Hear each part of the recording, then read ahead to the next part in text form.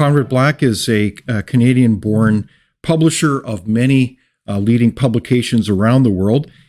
He's also an acclaimed author and biographer of various leaders, including Maurice Duplessis and Franklin Roosevelt. He's also a television and regular radio commentator. So a warm welcome to you, Conrad Black. Oh, thanks very much, David. Always a pleasure to be with you. Well, it's great to have you. And Conrad, we wanted to begin with our far-reaching conversation with a little bit of a reflection about one of certainly the leader in journalism in Canada, and that would be Rex Murphy. We were all saddened by his passing, and I was really moved by a column that you did, and I know that Rex Murphy was certainly a good friend of you. And it was a salute to the brilliant Rex Murphy, and it was in the Epoch Times going back to May 16. And you said, when I heard the news of the death of Rex Murphy, not unexpected, but so hard to accept, my first thoughts were of how much I would miss his kindness. How did you experience Rex Murphy's kindness, Conrad?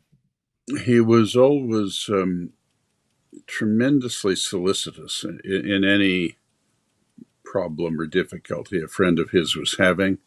He had an exquisite old world courtesy that was made even more irresistible by a kind of sophisticated Newfoundland charm. He had a trace of a Newfoundland accent, but one of the greatest vocabularies of any person I've ever met. He was in the category of William F. Buckley. He had an astonishingly wide knowledge of words and the origins of words, and but he never used it in a pedantic way, always in a kind of almost poetic way, where he always had what the French called le mot juste, to describe the situation. He always gave you the impression, because it was nothing but the truth, that he put great thought and consideration into his personal relationships, and he empathized so profoundly with friends of his who were having difficulties of any kind. I know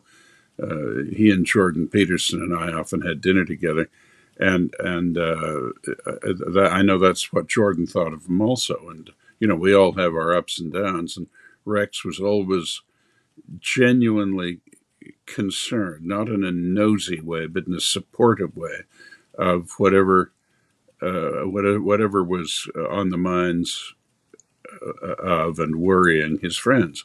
He was a sort of vintage character of traditional relationships and traditional strong friendships. I mean, if you were his friend, you were his friend no matter what you did. Well, I think that's a lovely summary of the human being, Rex Murphy. We will certainly miss Rex Murphy as a outstanding journalist with his analytical mind and wit. He will be missed by everybody who knew him.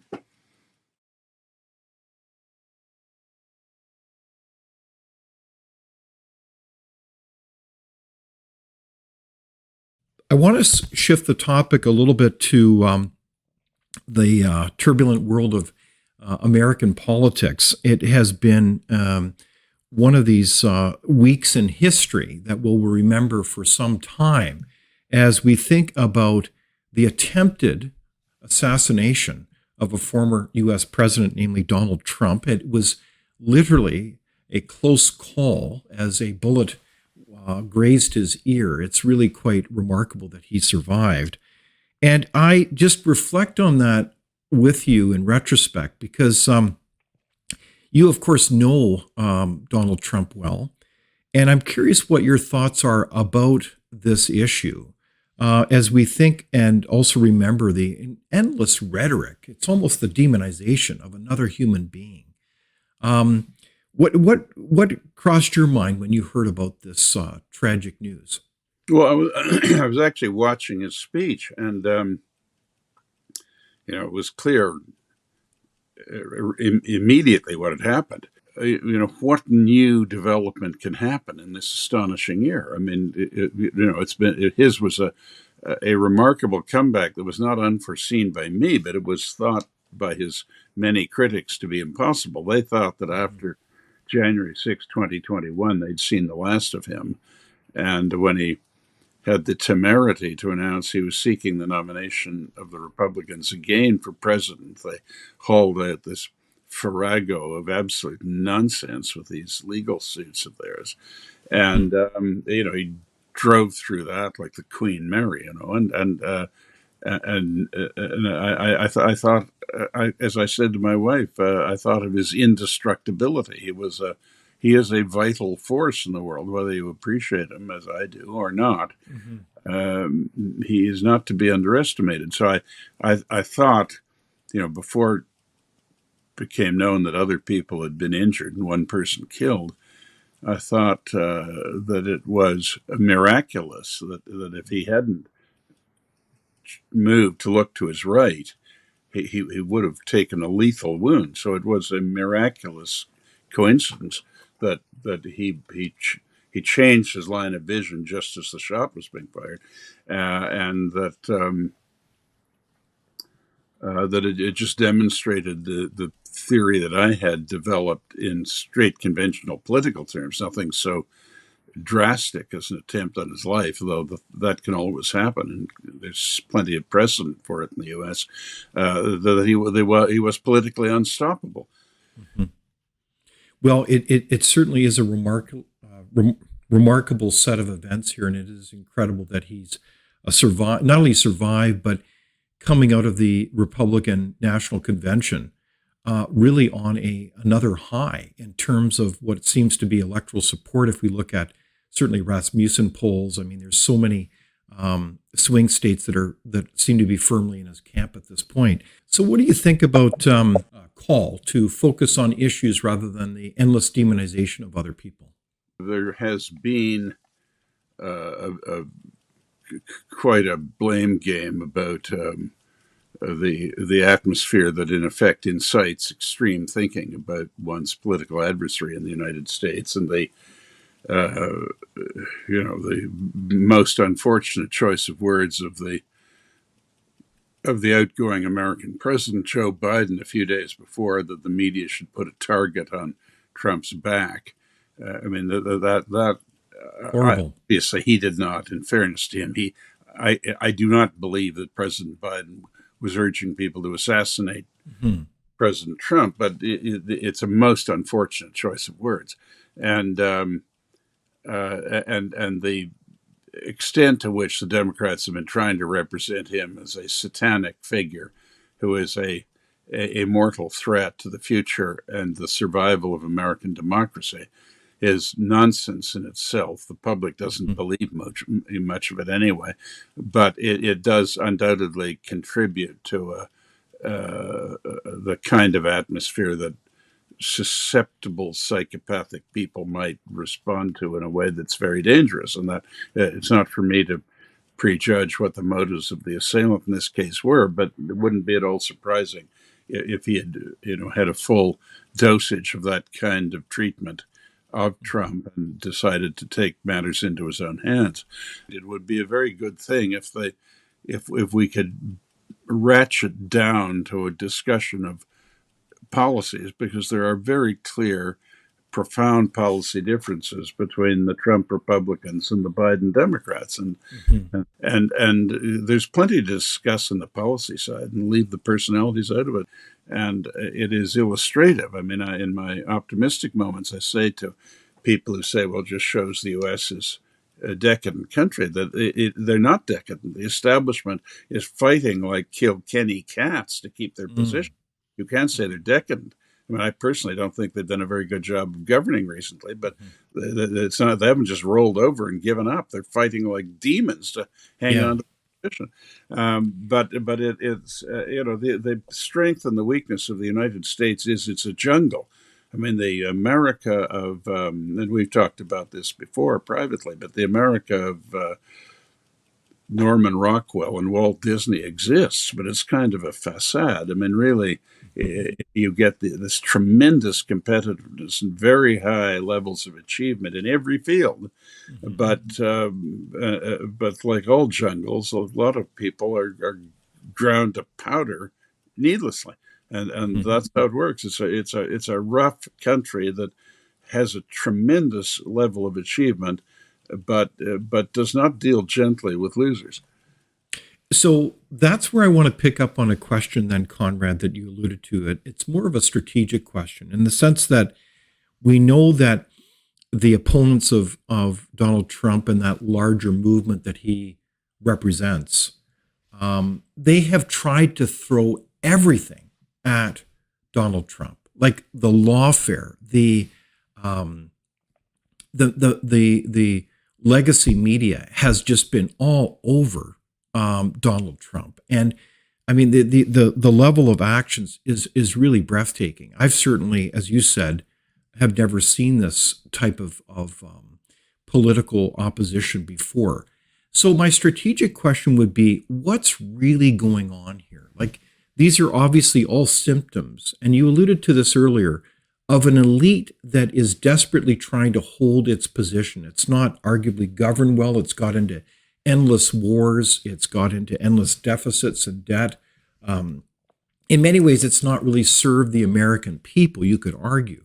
So, what's really going on here? Why would any group of partisans take it to this extreme? In fact, in some cynical quarters, you even hear arguments that the Secret Service protection was deliberately set at a low level, and you can start seeing those facts, and not to be paranoid. We have to see where the facts go here. But there's very important questions here where you had Democratic lawmakers on 9 occasions, as I recall, seek to take away Donald Trump's Secret Service protection. Like, who does this? That they would go to these lengths. So why is this really going on from your perspective, Conrad Black? Um, of course, it's huge and a very complicated country, so I want to avoid a flippant answer. But amongst the contributing elements, let me put it that way. I mean, a comprehensive answer would take a great deal of serious research, I think. But after the Cold War ended satisfactorily, the United States had no foreign challenger for a time that worried it. And in an atmosphere that wasn't buoyed up in a national, purposeful sense by a foreign challenge, the U.S. was vulnerable to a state of exaggerated introspection. Superimposed on that was that this system developed whereby the Republicans and the Democrats uh, changed occupants of the White House regularly, and after decades where the Democrats controlled the Congress, they alternate in control of both houses of the Congress as well. But Washington itself, as the voting in presidential election shows, is 95% Democratic. The American government is full of Democrats, and the country is steadily moving to the left. And in doing so, it left very large numbers of alienated people, underrated and underrepresented in the government. And only Trump and Newt Gingrich and a handful of other people saw this in 2016. I mean, Trump did polling for more than 20 years prior to being elected president, and he saw where the public was. And because he identifies with the average person in a way that other people of his level of income and net worth wouldn't have occasion to. Mm. And so he is a real threat to them. And so they're, anyone who's threatened fights back, and unfortunately they're fighting back in ways that are very unseemly. And secondly, they deeply resent the extreme partisanship of the media, which is why 85% of Americans don't trust the media, and that is Mm. a dangerous situation. We can't have a free society without a free press, and Indeed. and if democracy is dependent on something people don't respect and don't value, it is ultimately going to be dangerous. So, but I think if Trump wins and governs well, I think it'll all settle down. His partisans will say, all right, he had his chance and he did well with it. and the other side will say, well, we didn't like Trump, but he's come and gone, and we'll turn the page and get back to running the country in a normal way. So I am ultimately an optimist, but the system is testing the guardrails right now. The guardrails were that you don't bother an ex-president, as well as the courts don't interfere with the apparent verdict of a presidential election. Well, they stuck to the second, but not the first. And this legal harassment of Trump, so-called lawfare, is a very dangerous business. It really is. I think it's become a very dangerous game, and it almost underlies the kind of mentality where, within this game of power, that parties are willing to basically make the proposition that the ends justify the means. And this is, I think, really, as you say, rubbing up against the guardrails and creating a constitutional crisis. Well, and it's such a big prize. The office of President of the United States is so tremendously important, uniquely important in the world, that people are who would, if it was a matter of becoming the president of your club or something, they wouldn't go to such lengths. But given that it's the greatest office in the world, it's hard to resist the temptation to do almost anything to get it if you're a legitimate competitor for it. Without open discussion and debate, you're not thinking, nor are you free. Comment below. We'd love for you to join the conversation.